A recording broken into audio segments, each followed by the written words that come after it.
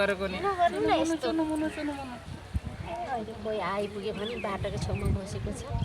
कसले के गर्छ र हामीले कसैले के गर्छ यस्तो चाहिँ नगर्नु है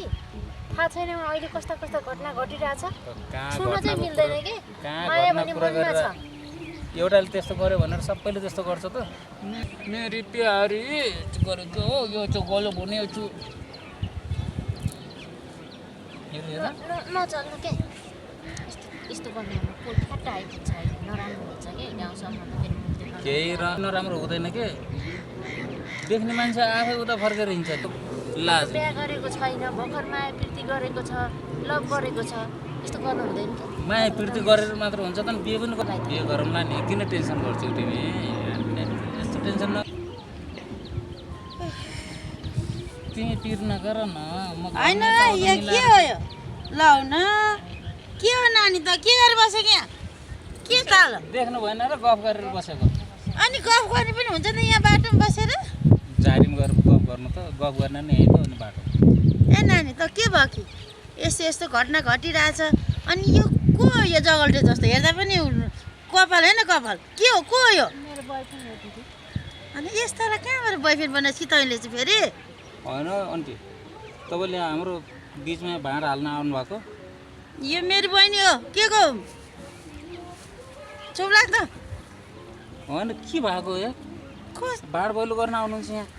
तपाईँ आफ्नो काम गर्नुहोस् है हामीलाई डिस्टर्ब नगर्नुहोस् अझ हेर बोल्ने सोमत हेर बोल्ने त्यहाँ बस नजा म यहीँ बस्छु कहाँ भेटिस् यस्तो जगल्टे अलिक राम्रो गतिले बोयफ्रेन्ड पनि के पाराको बनाउने हेर्न त मेरोमा के कमी छ र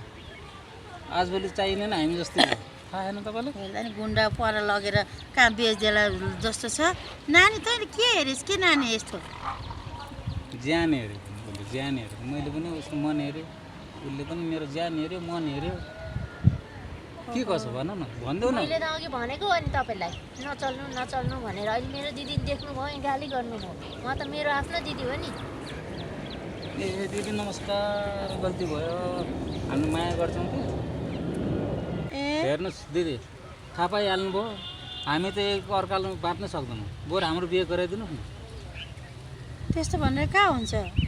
घर आउनु पर्यो राम्रोसँग कुरा गर्नु पर्यो दाइसँग कुरा गर्नु पर्यो त्यतिकै हुन्छ बाटो बाटोमा भेटेर अहिले अनि हेर्दै डर लाग्छ गुन्डा जस्तो छौ तिमी के विश्वास मेरो यस्तो फुल जस्ती बहिनीलाई लगेर ऊ अहिले कस्तो घटना घटिरहेको छ त्यस्तो घटना घटायो भने के हुन्छ त्यस्तो घटना घट्दैन एउटाको त्यस्तो घटना घट्यो भनेर सबैको त्यस्तो घटना कहाँ घट्छ त मैले त उसलाई मनदेखि माया गर्छु तपाईँले घरमा कुरा मिलाउनुहोस् बरु दाइसँग मलाई त डर लाग्छ हेर्नुहोस्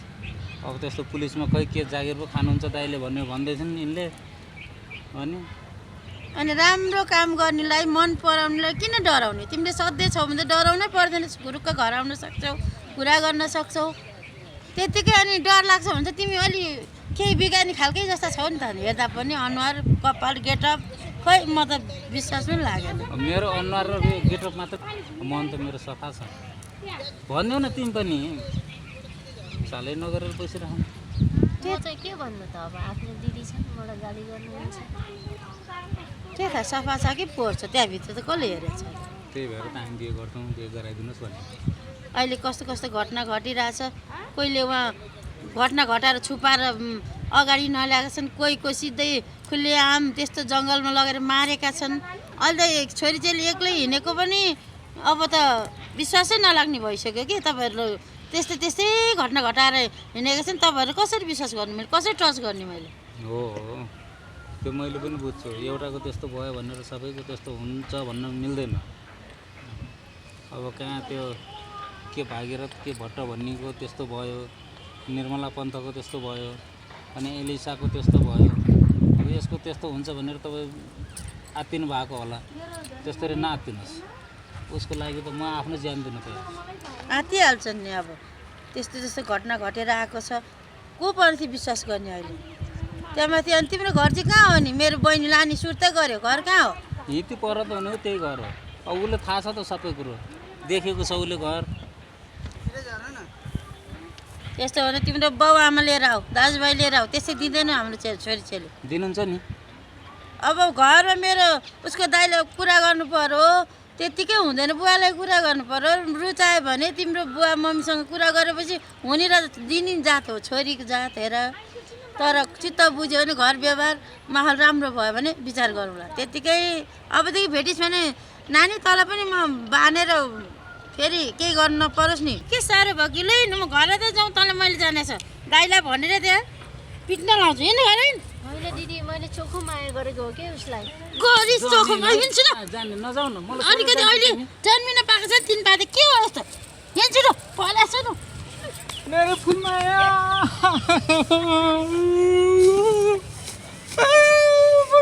मलाई छोडेर नजाऊ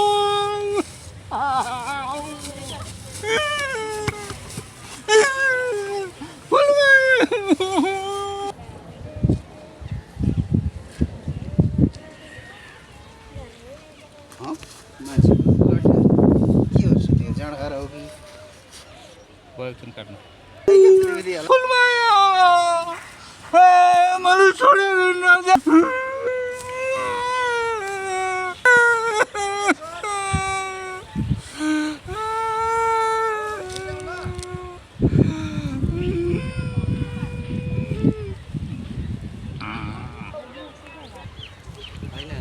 के भएछ अघि त्यो परबाट हेर्दा त यता छामेकछुनी गरिरहेको जस्तो लागेको अहिले त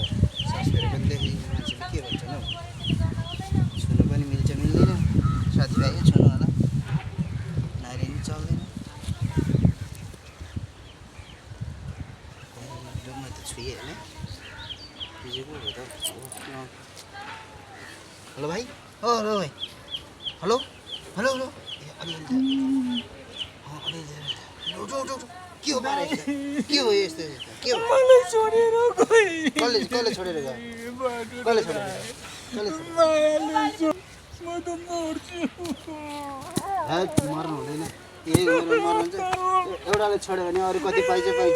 के को एकजनालाई नौडी पुग्छन् के को छोडेर गयो म त मर्छु दाइ मर्नु चाहिँ हुँदैन